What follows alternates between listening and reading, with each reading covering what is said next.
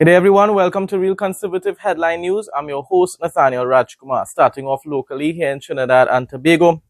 Changes are in the pipeline to determine who will be able to access social welfare grants. That's the word from the Minister of the People's Social Development and Family Services, Vandana Mohit, as she responded to questions from the Finance Committee in the House of Representatives regarding the over $6 billion allocation to her ministry. She noted there will be changes in the next 12 months. In the coming fiscal year, we will continue to strengthen the social protection ecosystem through, Mr. Chairman, a comprehensive review of the standard means test to promote fairness and inclusion, modernization of delivery systems for greater efficiency and reach, and closer collaboration with agencies in the Children's Authority to enhance protection and service delivery for at-risk citizens. As she responded to questions from the Finance Committee in the House of Representatives regarding the over $6 billion allocation to her ministry, Line Minister Vandana Mohit noted there will be changes in the next 12 months. In the coming fiscal year, we will continue to strengthen the social protection ecosystem through, Mr. Chairman, a comprehensive review of the standard means tests to promote fairness and inclusion, modernization of delivery systems for greater efficiency and reach, and closer collaboration with agencies like the Children's Authority to enhance protection and service delivery for at-risk citizens. Member of Parliament for Lopino Bonnet, Marvin Gonzalez, pressed the Minister for further details on the line item. The Ministry is currently reviewing the standards means test. And a cabinet-approved committee was established to facilitate... What is the name of that committee? And when was that committee formed? The Interministerial Committee to review and make recommendations to strengthen the standard means test of this Ministry of the People's Social Development and Family Services. Minister Mohit noted there will be 10 members on the committee, with the money to be paid for those services still to be determined by the Ministry of Finance. Terry-Ann Brown-Campbell, TTT News.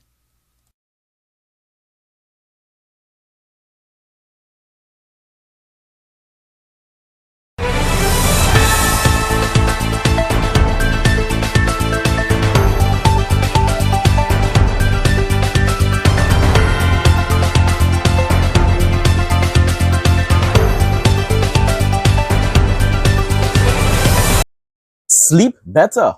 Say goodbye to stiff necks, headaches, and restless nights. Our premium cervical pillow is designed to perfectly support your neck and spine, keeping your body aligned while you sleep. Soft yet firm, it adapts to your shape, giving you ultimate comfort and deep, rejuvenating rest. Whether you sleep on your back, side, or stomach, this pillow reduces pressure points, eases tension, and helps you wake up feeling refreshed and ready to conquer the day. Invest in your sleep. Your neck will thank you. WhatsApp 762-6589 to place your order and feel the difference from the very first night. Trinidadian student tops St. Vincent in Cape 2025, wins Prime Minister's gold medal, $20,000 and a 5-year scholarship. A Trinidadian student has emerged as the top scholar in St. Vincent and the Grenadines for the 2025 Caribbean Advanced Proficiency Examination Cape. Jarell Insanali, a former Naparima College student who migrated from Trinidad to St. Vincent and the Grenadines in 2023 with his family, was named this year's most outstanding national scholar. Insanali will receive the Prime Minister's gold medal, a $20,000 US cash prize, and a 5-year scholarship to the University of the West Indies, awarded during the Ministry of Education's upcoming National Schools Independence Rally on October 23rd, 2025 at Victoria Park. Definitely, you're making our country proud, Trinidad and Tobago, even though you're there in St. Vincent and the Grenadines. Congratulations to you. Ladies, meet your new go-to bag, our mega duffel handbag, perfect for your travel, shopping, the gym, and everything in between. Crafted from premium Oxford material, it's not just stylish, it's built to last. The ideal size, flawless design, and unbeatable quality make it the bag you'll reach for every time. Versatile and ready for anything. WhatsApp 762-6589 to order yours today. Tobago now has its own equipment to address the influx of sargassum during specific periods of the year, especially like how we saw it all on the beaches throughout Trinidad and Tobago earlier this year. On Tuesday, the handover ceremony was held for the equipment donated by the United Nations Development Program in Trinidad and Tobago and the Japanese government. Director of the Trinidad and Tobago Management Agency, Dr. Alan Stewart, described Tuesday's sargassum management equipment handover by the Japanese government and the UNDP as a historic moment. Definitely is going to benefit the citizens on our sister isle when it pertains to cleaning up the beaches. Because remember, Tobago, they depend on tourism, and you don't want to have a lot of sargassum on the beach when tourists are visiting those locations. Director of the Tobago Emergency Management Agency, Alan Stewart, described the Tuesday sargassum management equipment handover by the Japanese government and the United Nations Development Program as a historic moment. Capacity building is a critical important in the level of preparedness that the citizens of the Caribbean needs to pay attention to as we move forward. What the Japanese have demonstrated to us today is that they have presented what we consider to be the tangibles of all these discussions at whatever level it may be said. Chief Secretary of the Tobago House of Assembly, Farley Augustine, noted he was happy to see the presence of tourism stakeholders at Tuesday's event.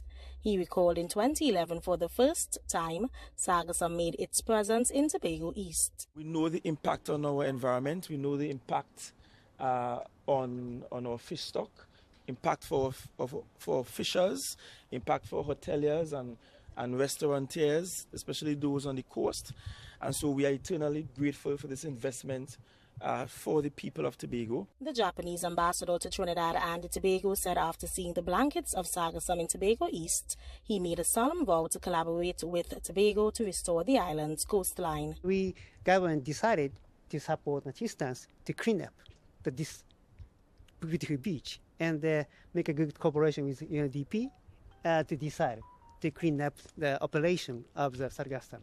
So this is one of the symbols of our cooperation. So this is a tractor to remove the sargassum.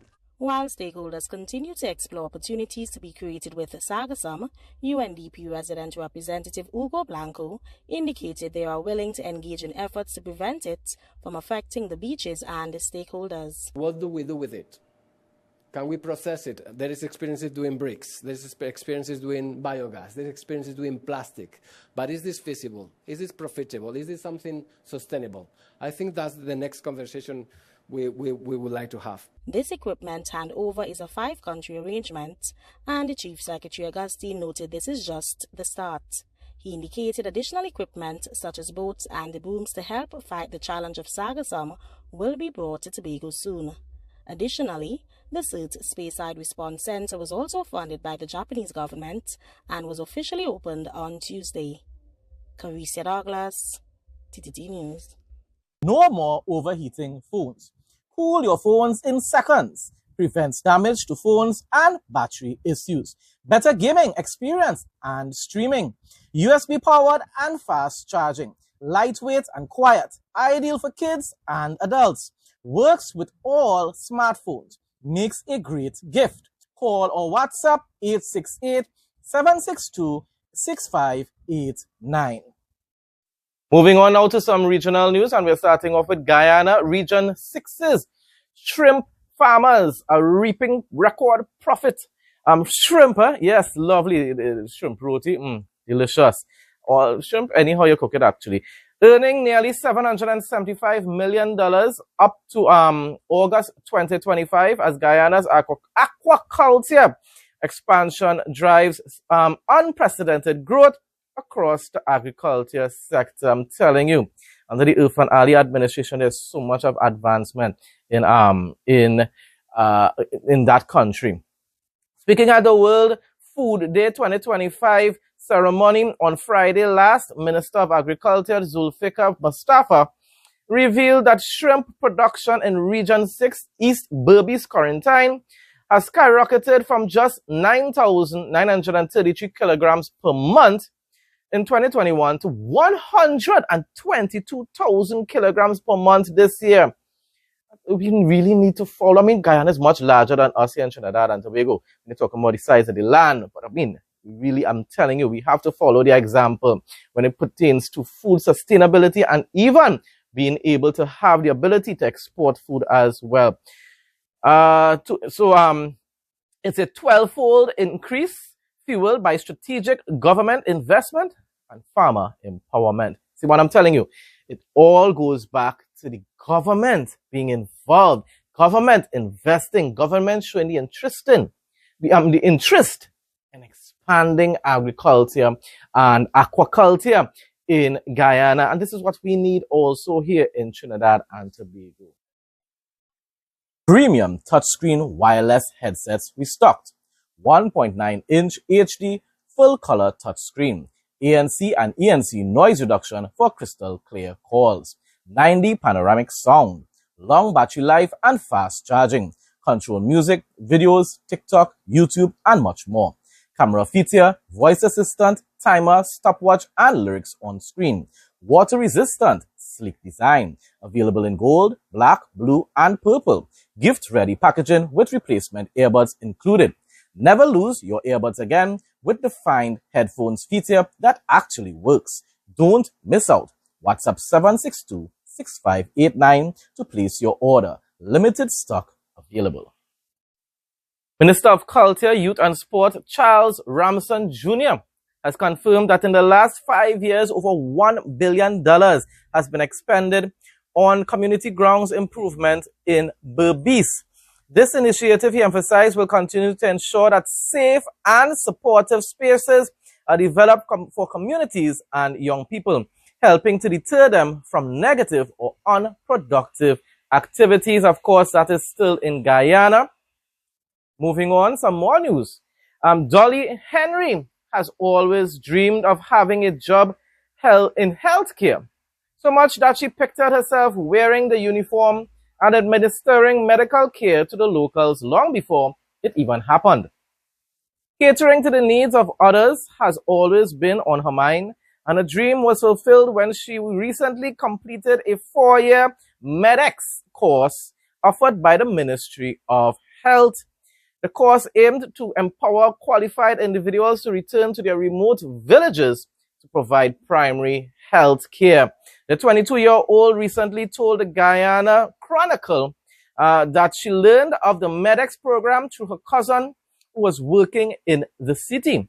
That relative took all her information and applied for her to be enrolled for the course, and she was successful.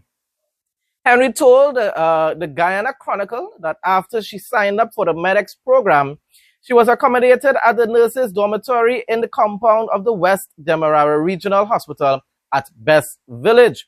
She reported that during her 4 years there, she commuted daily to the city to attend classes and would return to the dormitory to study. It was a sacrifice she made and did not regret it at all.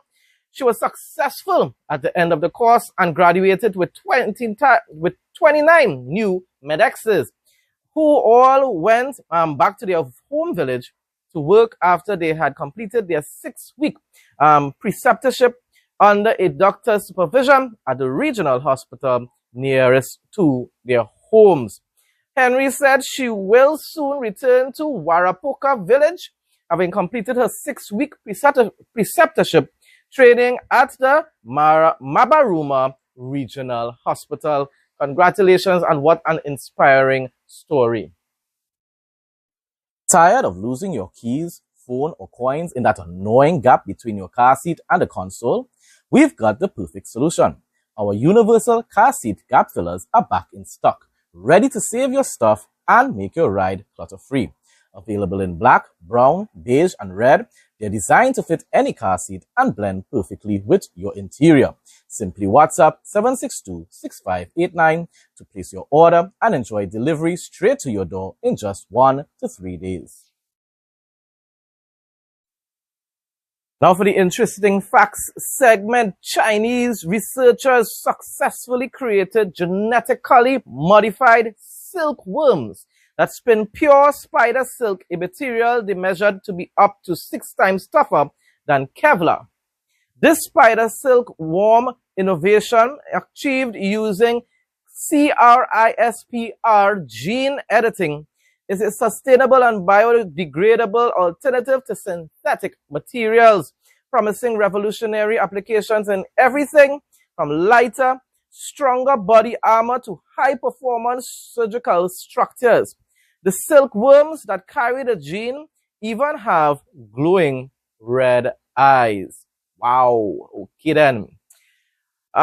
England is launching its first fully digital online hospital.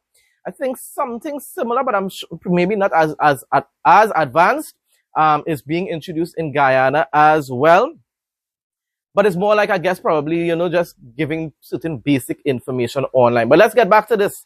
So England is launching its first fully digital online hospital, enabling patients to access expert clinicians remotely without a physical building.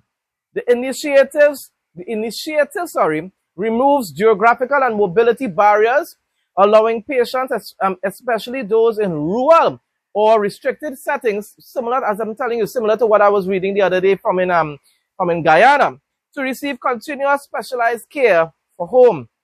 It enhances comfort, preserves dignity, and improves accessibility by providing timely consultations, follow-ups, and diagnostics through secure digital platforms that prioritize patient convenience and trust. Wow, I'm telling you. These are things that when I was a child growing up in the 80s and in the 90s, this would have been science fiction.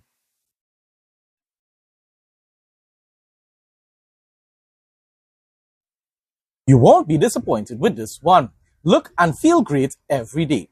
Painless trimming with no pulling of hair guaranteed. Comfortable to hold and lightweight. Intelligent anti-pinch system. Safety travel lock. Accurate and painless trimming. Durability, 100% quality. Fast charging. To place an order, call or WhatsApp 868-762-6589. This was also quite interesting. France's hotels are back. France is reviving its classic overnight sleepover trains, also known as train hotels, offering travelers a cozy way to sleep while journeying long distances. That sounds so wonderful. Basically, like, when you're going on a boat to go to Tobago, and you probably have cabins. I don't know if it have those type of boats again, but it used to have. It had a cabin area, and you go and you could probably rest and sleep and whatsoever. These trains are designed as low-carbon alternative to short flights, helping reduce pollution while bringing back the charm of overnight rail travel. Is the advantage to an extent. Passengers can relax, sleep comfortably, and wake up in a new city. No airport stress, no waiting lines. It's a perfect mix of eco-friendly travel, nostalgia, and convenience, showing how innovation and sustainability can go hand in hand. I like it. I love it. Folks, that brings us to the end of today's news headlines. Thanks again to everyone who continues to support my content. Please like, comment, share, and subscribe. Stay blessed and stay safe, most of all, in Jesus' name.